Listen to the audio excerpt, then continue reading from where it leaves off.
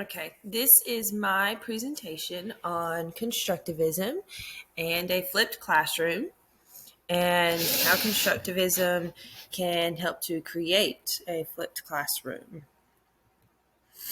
So first, before we can start getting into the flipped classroom itself, it's good to figure out what constructivism is itself and where it came from. So different people theorized about constructivism and how it comes to be. There are also different types of constructivism. For instance, there's cognitive constructivism, came to be by a theorist named Jean Piaget. He believed that constructivism, or in other words,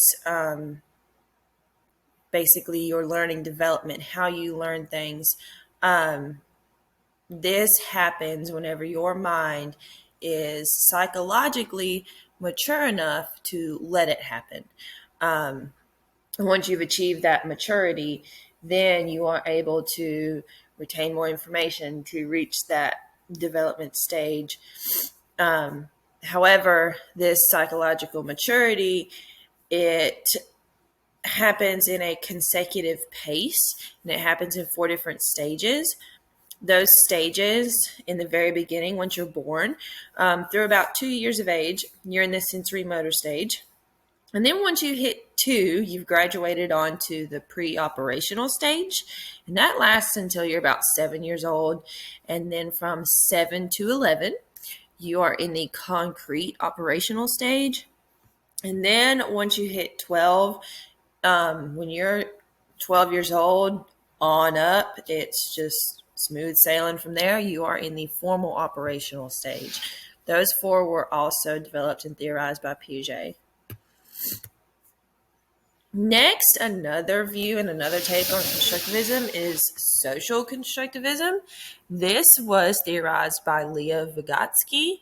He was a much younger theorist than Piaget, but again, and it being kind of more the opposite, cognitive being more based on you, social being based on others. Vygotsky, of course, rejected Piaget's theory, and the social constructivism is learning development that comes from social interaction with one another. Once you have hit what's called the zone of proximal development within socialization, that is where this learning really takes place. And that happens between the learner, in other words, the novice, and the more knowledgeable other. The more knowledgeable other could be really anybody. It doesn't have to be a teacher. It doesn't have to be an educator. As long as this person is more knowledgeable than the learner, they qualify. So with his constructivism theory, this social aspect that we can learn from many people around us, it's very, very different from Piaget's. And then, of course, there was Jerome Bruner. His constructivism was called discovery learning, and it was a type of constructivist theory that was more inquiry based. It kind of, to me, I think it mixed both of them. Okay, so students are asked to make their own inferences and conclusions based on their own knowledge and past experiences. So they're taking what they already know and basically running with it. There are some perks to this and there are some downfalls to this. So some of the perks, the students are learning independently. They are taking ownership of their own learning, again, by using their own inferences and making their own conclusions. So they gain a lot of self-confidence and responsibility and motivation. However, if students are left to do a lot of this learning so independently, some things can get misconstrued along the way, and it's harder for teachers and educators to monitor that. and keep track of whether or not they're really retaining the correct material or just maybe a half correct version of it, kind of. And then also, while students are along the path of this independent thinking, they can tend to trail off and just their brain gets overloaded and overthinking. And that can be one of the downfalls of this way of constructivist learning. So here we have a lot of different comparisons. Some I have touched on already, some I have not. So if you look to the left-hand side, I have a comparison between Piaget and Bruner that just says they are both similar and that they are independent styles. So Piaget, his cognitive constructivism, that whole aspect of psychological maturity, that is something that's based on just you and how you have psychologically matured. It doesn't really take anybody else into account. And with Bruner's theory, that whole using your past experiences and making your own inferences off of those and that independent learning, and the whole inquiries that you are making yourself. So both of those are very independent rather than dependent. And then if you look in the middle, there is another comparison between Piaget and Bruner, which is actually not a similarity, but it's one of the main differences. So Piaget's constructivist theory, they have to happen in stages. It has to happen consecutively. And one stage cannot happen or cannot occur without the previous. Because again, without that psychological maturity being reached, then you cannot achieve the type of cognitive development that he believes you should be at whatever age, stage you're at. However, with Bruner, the inferences that you make in order to develop your learning, those can happen at any time. There is no predisposition in order to make those happen. Now in the bottom right corner, there is a comparison between Bruner and Vygotsky. Okay, so this again touches on this whole idea that they don't have to happen in any certain order. So that paragraph is explaining how Bruner and Vygotsky both have theories where your cognitive development is not predispositioned on anything else. Vygotsky's theory also being the social interaction. You can have social interactions with people all the time consistently. So there is no, again, predisposition that has to occur before there is that social interaction in the zone of proximal development with that more knowledgeable other. Okay?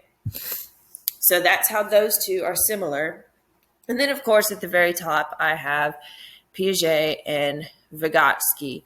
And this touches on a little bit of how they are different, which they are different in so many ways. However, I only had so much space. So Piaget believed that learning development was all cognitive based, while Vygotsky believed that learning development was all socially based. So Piaget, again, his development theories and constructivist theories, they were all centered around oneself, while Vygotsky's, they were all centered around basically everybody else, is the simplest way to put it. So now that we've established constructivism, where it comes from, the different varieties of it, okay, let's get on to the flipped classroom, okay?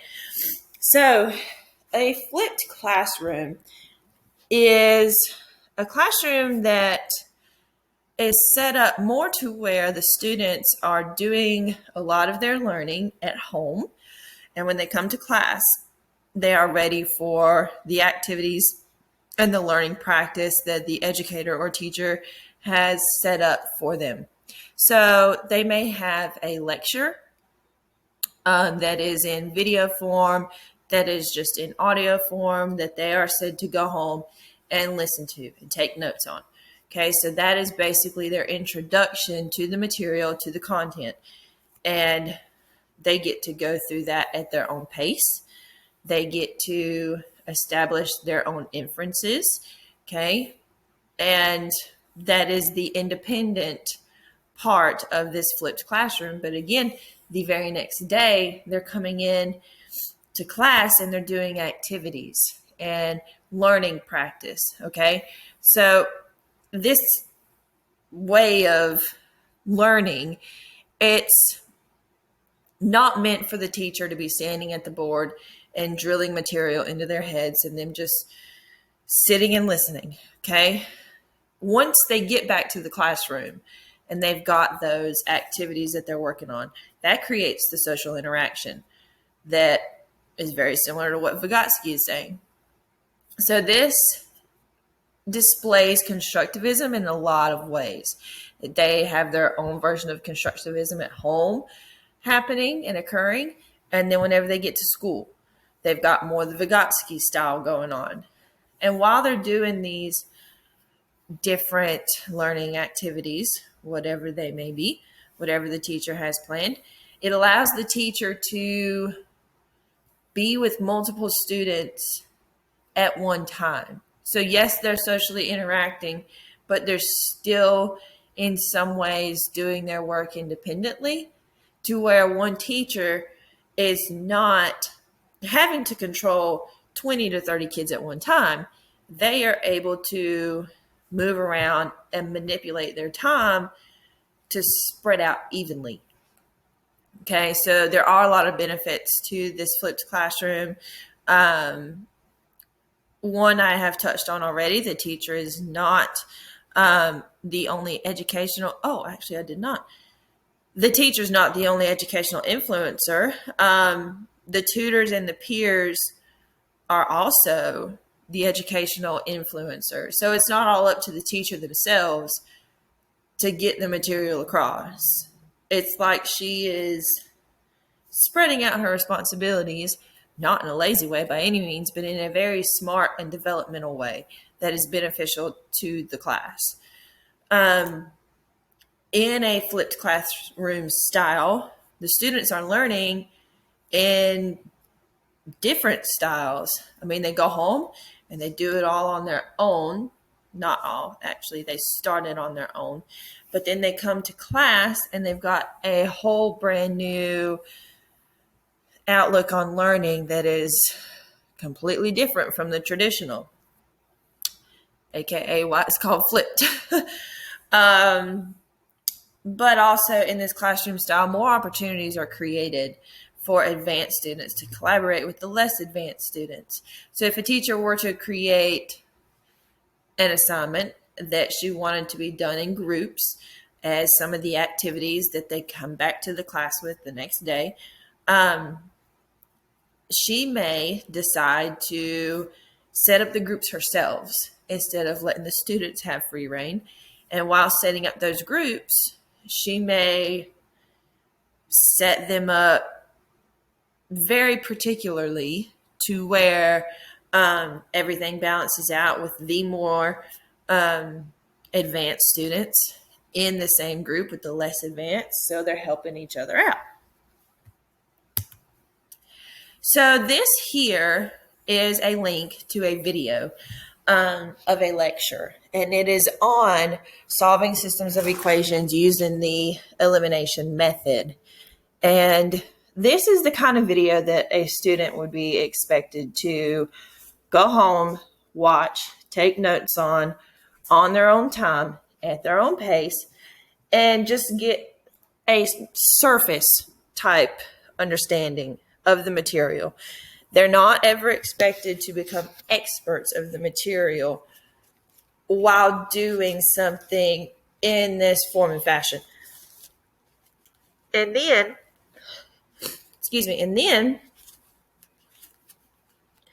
again, they come back the next day and they will do practice on this exact topic. So the teacher may have warm-up problems that come straight from the notes that they were supposed to watch.